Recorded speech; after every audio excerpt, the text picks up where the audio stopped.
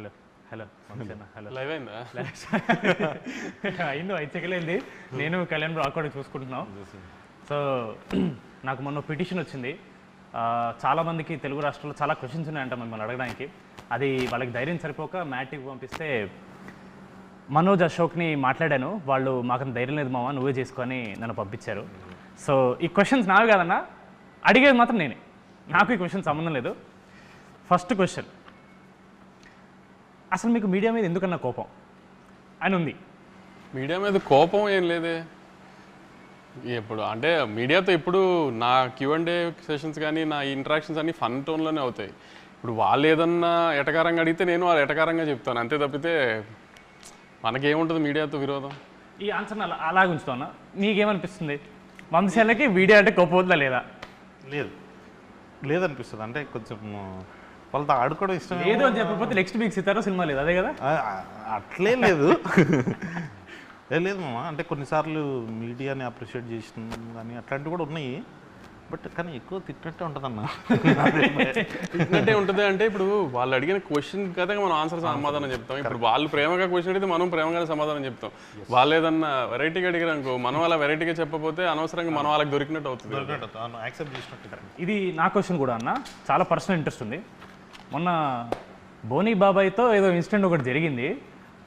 ఒక ఇంటర్వ్యూలో మీరు ఆయన్ని ఇలా డిస్రెస్పెక్ట్ఫుల్గా మాడారని ఇలా చాలామంది చెప్తున్నారు.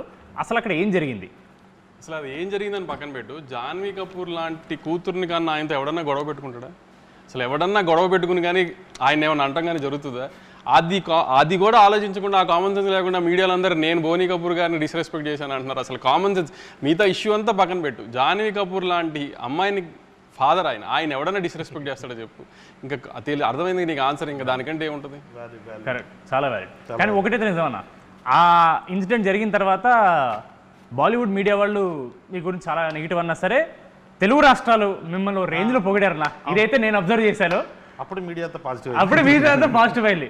అది అలా ఇవ్వాలి ఆల్సర్ చాలా మంది వెళ్ళారు. అదే ఒక పాజిటివ్ తీసుకుందాం మనం.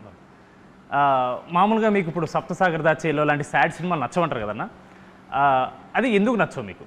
నాది ఒకటే ప్రిన్సిపల్, లైఫ్లో ప్రతివాడికి చాలా కష్టాలు ఉంటాయి కదా. వాడి పర్సనల్ లైఫ్లో కష్టాలు లేవు అని చెప్తే మనం అది కష్టాలు లేవు అని ఏదైనా మనిషి చెప్తే ఇంకా దేవుడి కింద లెక్క ఆయన. అలాంటి దేవుళ్ళని కొంచెం పక్కన తీసి పెడితే ఎవరికైనా లైఫ్లో ఉన్న ప్రాబ్లమ్స్ ఉంటాయి, అందరికీ అవి ఉంటాయి కాబట్టి ఆ ప్రాబ్లమ్స్ని మర్చిపోవడానికి ఒక 2 hours థియేటర్లోకి వస్తాం. థియేటర్లోకి వచ్చినప్పుడు మ్యాక్సిమం నవ్వించడమో లేకపోతే పెద్ద హీరో సినిమా తీసినప్పుడు ఆ హైస్ ఇవ్వడంతో ఉంటే వాళ్ళు సాటిస్ఫై అవుతారు కదా. వాళ్ళని లోపలికి పిలుచుకుని కూడా మన కష్టాలు చెప్పి వాళ్ళని ఏడిపించడం ఎందుకు అని నా ఉద్దేశం. అంతే తప్పితే అవి నచ్చవు అంటే ఆ ఉద్దేశంలో నచ్చవు. అలా చూసుకుంటే jersey cinema is not all entertainment comedy ఉండే సినిమా కాదు. It is the heart hitting story of a failed man, a failed cricketer. ఆ లెక్కను చూసుకుంటే even that is a story about a sad man.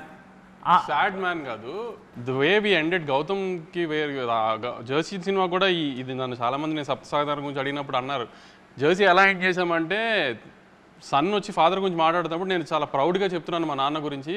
మా నాన్న ఫైట్ చేస్తూ health issue వల్ల ఇలా జరిగింది మా నాన్నకి, అంతే తప్పితే మా నాన్నకి అలా జరిగిందని నేను ఎప్పుడు బాధపడలేదు. మా నాన్న ఫైట్ చేస్తూ ఇది చేసాడు, అలా ఒక ప్రౌడ్ మూమెంట్లో హ్యాపీ ఎండింగ్ చేసాం మనం దాన్నేమో ఒక ఫెయిల్డ్ క్రికెటర్ లాగా, సక్సెస్ఫుల్ క్రికెటర్ లాగా ఇండియన్ టీమ్కి సెలెక్ట్ అయిన ఒక సక్సెస్ఫుల్ క్రికెటర్ స్టోరీ లాగానే ప్రొజెక్ట్ చేసి ఎండ్ చేసాం దాన్ని ఒక హ్యాపీ ఎండింగ్తో.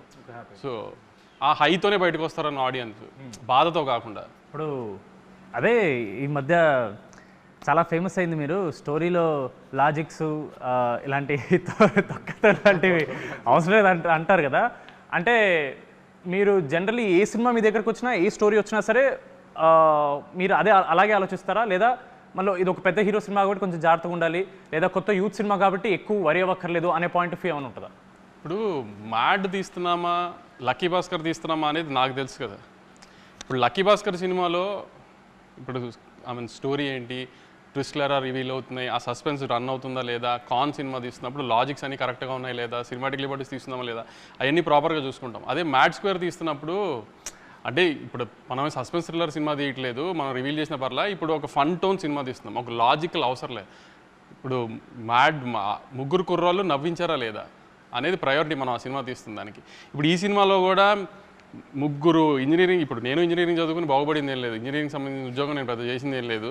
సో అలా నాతో పాటు ఒక ముగ్గురు కుర్రోళ్ళు ఇంజనీరింగ్ చేసి ఎందుకు పనికిరాని ముగ్గురు కుర్రోళ్ళు వాళ్ళ ఫ్రెండ్ పెళ్ళికి వెళ్ళి వాడి జీవితంతో ఎలా ఆడుకున్నారు, అక్కడి నుంచి టైంపాస్కి 4 అబ్బాయిలు కలిసి గోవా వెళ్తే ఏం చేస్తారు, గోవా వెళ్ళినప్పుడు సినిమా కాబట్టి ఎంతసేపు వాళ్ళు గోవాలో చేసి చూపించకుండా ఒక చిన్న ఏదో చూపించాలి కాబట్టి ఒక చిన్న క్రైమ్ యాంగిల్ పెట్టాం. మళ్ళీ క్రైమ్ యాంగిల్ పెట్టాము కదా, నా క్రైమ్ యాంగిల్ ఏంటి సిల్లీగా ఉంది ఇది ఏదైనా రేపు రివ్యూలు రాయడానికి కూడా లేదు. నేనే చెప్తున్నా క్రైమ్ యాంగిల్ చాలా సిల్లీగా ఉంటుంది, అది కూడా కామెడీ కోసం పెట్టిన క్రైమ్ యాంగిలే. కథ ఒక లేయర్ ఉండాలి కాబట్టి క్రైమ్ యాంగిల్ పెట్టాం, అది సిల్లీగానే ఉంటుంది. దానికి కూడా లాజిక్ ఎతికి అదేంటి స్ట్రెంత్ లేదు క్రైమ్ యాంగిల్లో, లేకపోతే వెనకాల డెప్త్ లేదు. డెప్త్ లేదు. ఒక 4 కుర్రాళ్ళు గోవా వెళ్ళి టైంపాస్ చేసి ఎంజాయ్ చేస్తూ చేసిన ఫన్నుని నెక్స్ట్ హై యాంగిల్లో తీసుకెళ్ళి ఒక హై ఎండ్లో చిన్న క్రైమ్ యాంగిల్ పెట్టి దాన్ని ఫన్ టోన్ చేసాం వీళ్ళంతో పాటు ఈసారి ఎలా చేశారని. ప్లస్ ఎప్పుడు మ్యాడ్ది ఒక విషయం చెప్దాం అనుకున్నాను నేను. యాక్చువల్లీ ఒక 4 అబ్బాయిలు అంటే ఫన్ యూత్ సినిమా అంటే అమ్మాయిలతో కలిపి అమ్మాయిల మీద కామెడీ లేకపోతే అమ్మాయిలతో చేసే అన్నీ చూస్తున్నాం కదా. ఇది మ్యాడ్ స్క్వేర్ ఎలాంటి సినిమా అంటే ఎక్కువ జనరల్గా మనం ఒక 4 అబ్బాయిలు ఉంటేనే ఎక్కువ టైంపాస్ అవుతుంది మనకి బేసిక్గా కూడా.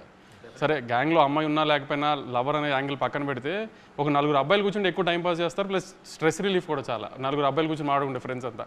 అలానే ఒక 4 అబ్బాయిలు ఎంత ఫన్ చేశారు, ఆ 4 అబ్బాయిలు చేసిన ఫన్ ఎంత బాగుంటుంది అనేది ఒక ప్రాపర్ కామెడీ ఫిల్మ్ తీసాం మనం. సో ఇట్లాంటి సినిమాలకు లాజిక్లు ఎతికితే కూడా ప్రాబ్లం అవుతుంది. ఇప్పుడు ఏంటి కళ్యాణ్ నా పెట్టిన క్రైమ్ యాంగిల్ ఏంటి అంత సిల్లీగా ఉందని నేనే అన్నాను అనుకో, అన్న మనం ఏమైనా ఓషన్స్ లెవెన్ తీస్తున్నాం అన్నా అని అడిగాడు.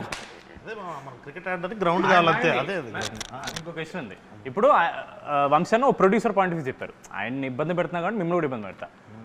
వంశీ అన్న is producing film, he's clear ఈ సినిమాని నేను ఇలా ప్రొజెక్ట్ చేస్తానని వంశీ అన్న క్లియర్ ఉంది. But as a writer director మనకి ఎప్పుడు ఒక రైటర్ డైరెక్టర్ అరే కథ లేదు అంటే లోపల ఆబ్వియస్లీ నేను ఇంత రాశాను కదా అని ఫీలింగ్ ఉంటుంది. మీ పాయింట్ ఆఫ్ వ్యూ ఏంటి? ఇప్పుడు సినిమాలో కథ రాసావా కళ్యాణ్? కామెడీ రాసావా కథ రాసావా? కామెడీ అంటే ఇప్పుడు అన్న చెప్పినట్టు అదే అన్న మన క్రికెట్ ఆడడానికి గ్రౌండ్ కావాలంతే, ఆ గ్రౌండే స్టోరీ. బట్ కాకపోతే నాకేమనిపించింది అంటే కథ దాని గురించి మనం పెట్టాలి అని అంటే ఇప్పుడు ప్రతి ఒక్క సీన్ లీడ్ చేసి దానికి ఏదో ఒక స్టోరీ ఉంటుంది. ఇప్పుడు అన్న ఇందాక స్టోరీ చెప్పినట్టు 3 ఫ్రెండ్స్ వచ్చారు, పెళ్ళికి వచ్చారు, అక్కడ నుంచి వెళ్ళారు, దేంట్లో ఇరుక్కున్నారు, బయట పడ్డారు. So Jathi Ratnalu similar kind of కథే, డిజేటీలో సిమిలర్ కైండ్ ఆఫ్ కథే. కాకపోతే మన దాంట్లో యూనిక్నెస్ ఏంటంటే బెస్ట్ ఫ్రెండ్స్, వాళ్ళ ఫ్రెండ్స్ గుర్తొస్తారు, అరే ఏంద్రా ఇల్లు ఇంత చిల్లర నా కొడుకులు అని చెప్పి వాళ్ళు కాసేపు నవ్వుకోవాలి, ఎంజాయ్ చేయాలి. ఇప్పుడు చిల్లర నా కొడుకులు అన్నాడు కదా, నేను అంటే బాగుండదేమో అని నేను ఆగాను. కానీ అంటే ఒక 3 చిల్లర ఎదవలు చేసే అంటే ఇప్పుడు బేసిక్గా ఎవరిలో అయినా చిల్లర ఎదవ ఉంటాడు. అందరు పాష్గా లేకపోతే డిగ్నిఫైడ్గా గోవా వెళ్ళి డిగ్నిఫైడ్గా ఉండడానికి గోవా వెళ్ళక్కర్లేదు కదా. ఇప్పుడు గోవానో బ్యాంకాక్ వెళ్ళి డిగ్నిఫైడ్గా ఉన్నాం అంటే వినటానికి కూడా అసహ్యంగా ఉంటుంది, చెప్పిన వాళ్ళు కూడా నమ్మరు. సో ఆ సెన్స్లో వాళ్ళు చేసిన ఫన్ చూడటానికి రావాలంతే. ఇప్పుడు మనం కొన్ని రియల్ లైఫ్లో ఉంటాయి కానీ అన్నీ మనం చెప్పుకుని 4 ఫ్రెండ్స్ మధ్యలో జరుగుతాయి కానీ మనం బయటకు చెప్పుకోలేం. అట్లాంటి కొన్ని 4 ఫ్రెండ్స్ మధ్యలో జరిగే కామెడీలు ఇవన్నీ అంటే గోవా వెళ్ళిందంటే ప్రతిోడు ఎంజాయ్ చేసేస్తాడు, అమ్మాయిలు ఇది ఏదైనా ఒక ఫీలింగ్లో ఉంటారు కదా ఫ్యామిలీస్ కానీ పేరెంట్స్ కానీ. అంత అలాంటిది ఏమి ఉండదు అక్కడ జరిగి చేసేది చచ్చేదేం లేదు అన్న ఫన్ యాంగిల్ కొంచెం లార్జర్ ఆడియన్స్కి చూపిస్తానికి ఒక ప్లాట్ఫామ్గా వాడే మ్యాచ్ స్క్వేర్ని. అది ఇప్పుడు మనకు తెలిసిందే ఎప్పటి నుంచో జరుగుతున్న the greatest war is between producers and reviewers. The greatest war. నచ్చకపోతే చాలా హార్ష్గా ఇస్తారు, నచ్చితే మాత్రం డెఫినెట్లీ మ్యాడ్ వన్ని చాలా పుష్ చేశారు రివ్యూవర్స్ అండ్ మీడియా వాళ్ళు. బట్ ఒకే ఎక్స్పెక్టేషన్తో వస్తున్న సినిమా మ్యాడ్ 2 కాబట్టి దిస్ ఆల్వేస్ కొంచెం టెన్షన్ ఉంటుంది. ఫస్ట్ టైం కూడా మనం ఇంత టెన్షన్ పడలేదు, సెకండ్ టైం చాలా ఎక్కువ ఎక్స్పెక్ట్ చేస్తున్నారు కాబట్టి మనం ఎంత ఇచ్చినా చాలా టైమ్స్ 2-3 రివ్యూవర్స్ అరేం ఎక్స్పెక్ట్ చేసిన దానికి లేదు అని చెప్పి టొమాటోలు ఇవ్వడమో లేదా ఈ టీ కప్పులు పలకొట్టడం ఇలాంటివి జరుగుతున్నాయి. మరి మీకు ఏమన్నా అసలు వరి ఉందా ఈ రివ్యూవర్స్ ఇలా తక్కువ ఇస్తే ఏంటి పరిస్థితి, దానివల్ల మళ్ళీ ఏమన్నా నంబర్స్ ఎఫెక్ట్ అవుతాయా అని?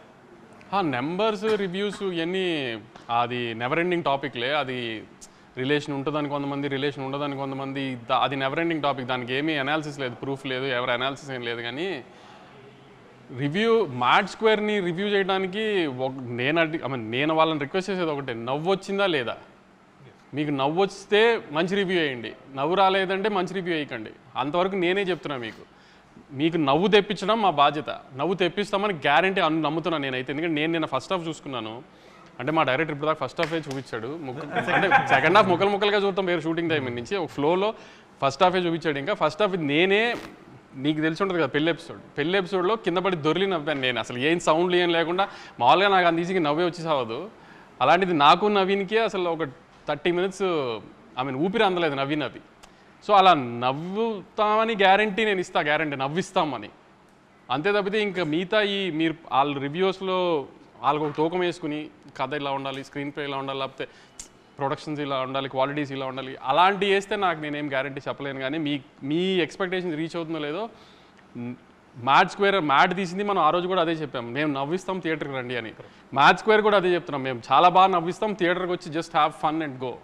అది నేను గ్యారంటీ ఇస్తున్నా. సమ్మర్లో పిల్లలందరికీ ఎగ్జామ్స్ అయిపోయిన తర్వాత హ్యాపీగా ఫ్రెండ్స్ అందరూ కలిసి సినిమాకి వచ్చి నవ్వుకుని వెళ్ళండి. అది నేను గ్యారంటీ ఇస్తున్నాను. మీకు బాగా నవ్వు వస్తే మంచి రివ్యూ వేయండి, మీకు అంతగా నవ్వు రాలేదంటే అప్పుడు మీ ఇష్టం వచ్చిన రివ్యూ మీరు వేయండి. లేకపోతే లాస్ట్ టైం లాగా నవ్వు రాకపోతే ఈ క్వశ్చన్ అడుగుతున్నాను. లాస్ట్ టైం అంటే మ్యాడ్ 1 మనకు చాలా కాన్ఫిడెన్స్ ఉంది, మీరు ఎంత కాన్ఫిడెంట్ కూడా చూపించడానికి ప్రెస్ మీట్లో డబ్బులు రిఫండ్ చేస్తున్నారు.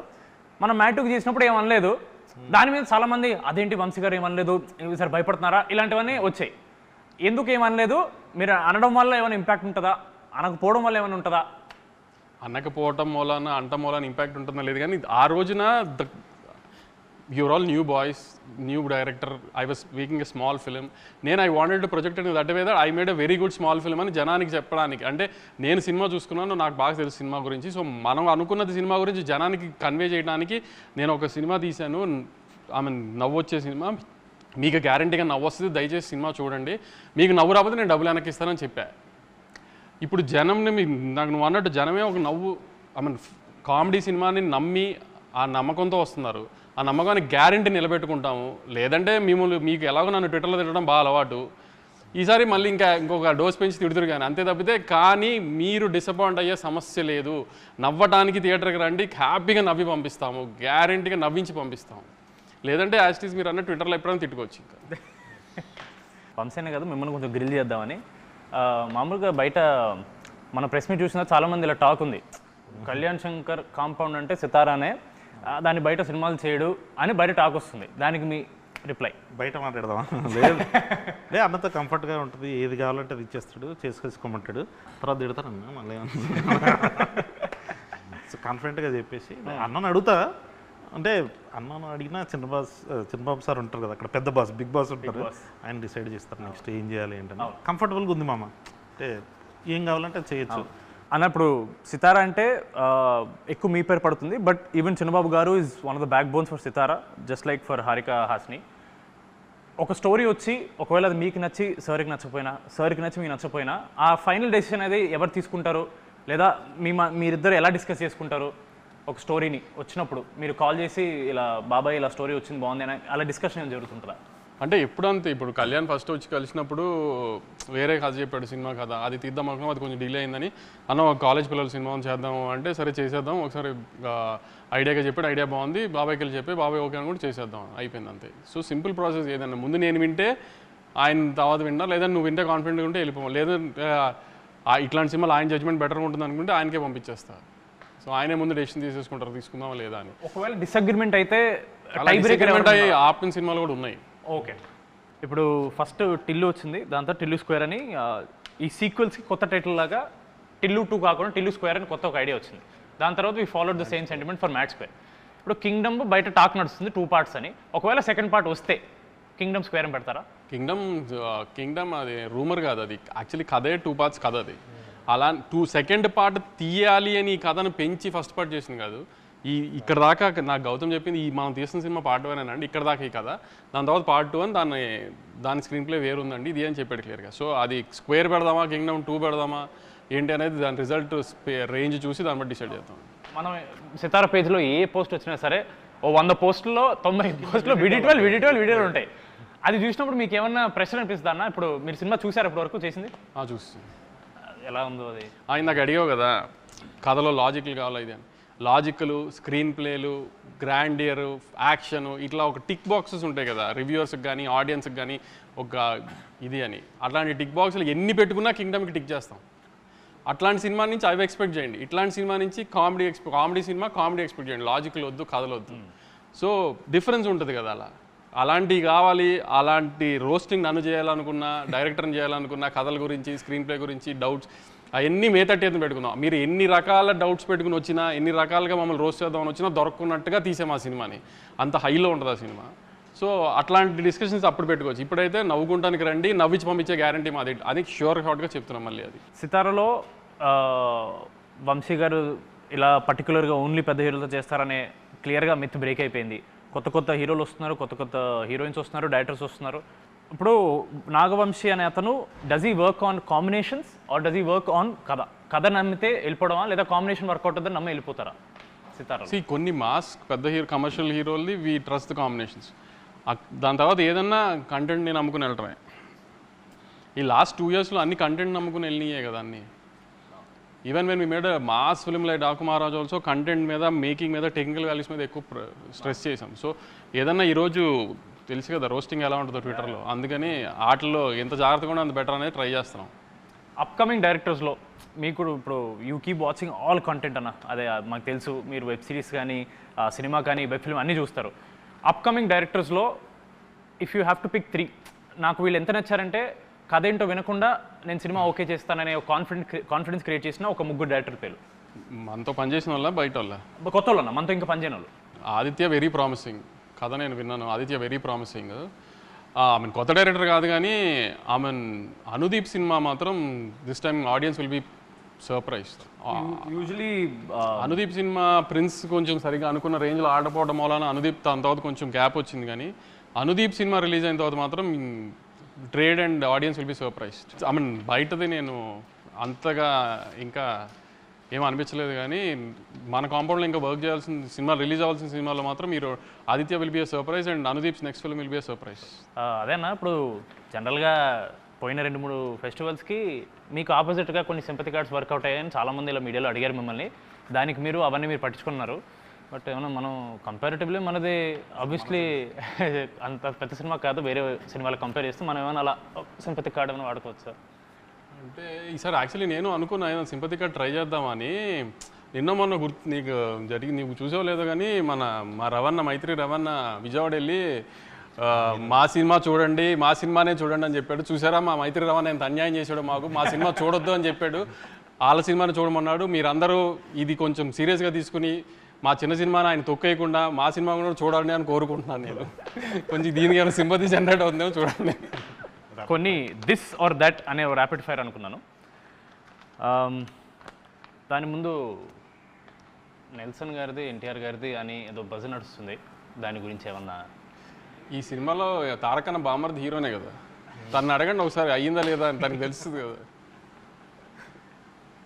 నేను ఇప్పుడే ఫోన్ చేసి అనుకుంటాను. దిస్ ఆర్ దట్ అన్న మీరు చూస్ చేయాలి, గౌతమ్ తిన్నూరి ఆర్ వెంకీ అట్లూరి. ఇది ఒకసారి అడిగారు. వెంకీతో ప్రొఫెషనల్ రిలేషన్షిప్ కన్నా పర్సనల్ రిలేషన్షిప్ చాలా ఎక్కువ. సరే సినిమాలు జరుగుతూ ఉంటే అది ప్రొఫెషనల్గా ఆ రిలేషన్ వేరు. గౌతమ్ ఏంటంటే అంత పర్సనల్ లైఫ్లోకి తను అంత ఉండదు, తను అంత ఈజీగా ఎవరిని అలా తన లైఫ్ తను చాలా క్లోజ్డ్ డోర్స్లో ఉంటాడు. సో ఆ ప్రొఫెషనల్ రిలేషన్ చాలా ఎక్కువ. అంటే గౌతమ్ ఎలాంటి అంటే అసలు ఇక ప్రపంచం తలగిందులైనా మనం ఏదైనా చెప్తే విండు, అలాంటిది ఎంతో కొంత కొంచెం మేము ఏదైనా అడిగితే వింటాడు. అంతవరకు గౌతమ్ రెస్పెక్ట్ ఇస్తాడు. ఇప్పుడు సితారా 50th ప్రొడక్షన్ చేస్తుంది. 50th అనుకోవాలి చేస్తుంది అనుకోండి. You have to choose only 1 hero, NTR గారా పవన్ కళ్యాణ్ గారా? ఇంకా కళ్యాణ్ గారు నెక్స్ట్ పెద్ద పెద్ద పొజిషన్స్కి పాలిటిక్స్లో వెళ్ళాలని కోరుకోవాలి, కానీ మనం ఆయనతో సినిమా చేయాలని కోరుకోకూడదు. ఆయన మనకి రాష్ట్రానికి ఏం చేస్తారు, నెక్స్ట్ దేశానికి ఏం చేస్తారని కోరుకోవాలి మనం. ఆయన ఆ పొజిషన్కి వెళ్ళిపోయారు కాబట్టి 50th సినిమా అంటూ సితారాలో మనం యాజ్ ఎర్లీ యాజ్ పాసిబుల్ జరిగితే అది ఎప్పుడైనా తారకన్నే అని కోరుకుంటాను. చాలా చాకచక్యంగా కవర్స్ మించి ఒక డ్రైవ్ కొట్టిన నాగవంశీ గారు చాలా బాగా ఎస్కేప్ అయ్యారు ఆన్సర్, సేఫ్ ఆన్సర్ చెప్పి.